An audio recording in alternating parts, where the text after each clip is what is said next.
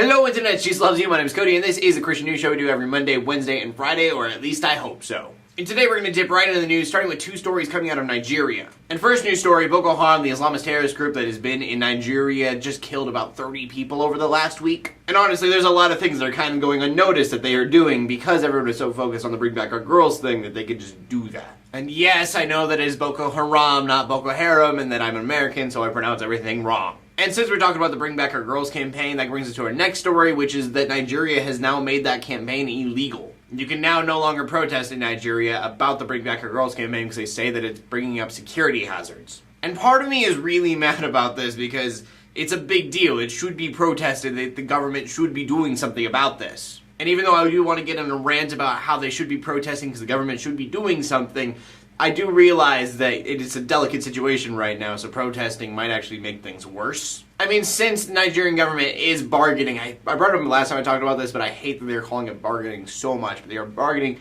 with Boko Haram to get the girls back. I definitely understand Boko Haram may be seeing these protests and that just making things worse for those negotiations. I'm looking at the video and I'm realizing this is probably going to be really short, but I can't give very much opinion on this except that it sucks. I mean, it's just a terrible situation all around.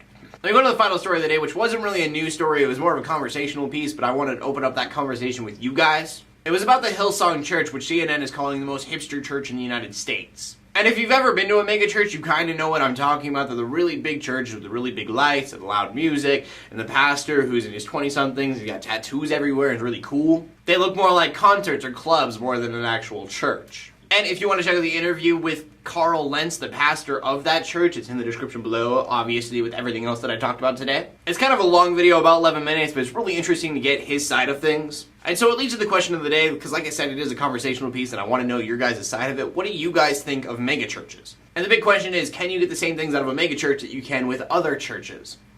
When you're listening to this live band that's almost like a concert play music, can you get into your worship? Are you getting the same kind of messages out of these pastors that are trying to accommodate everybody? And I think the biggest one is, can you connect as a community with other church members when that congregation is 6,000 people? And I think the only one that I say no to is the community part. I think you can get worship out of really loud music, and I don't think the music really matters, it's your heart. And although these pastors aren't going to just like a small group of people and teaching them, I still think they can reach out to a lot of people.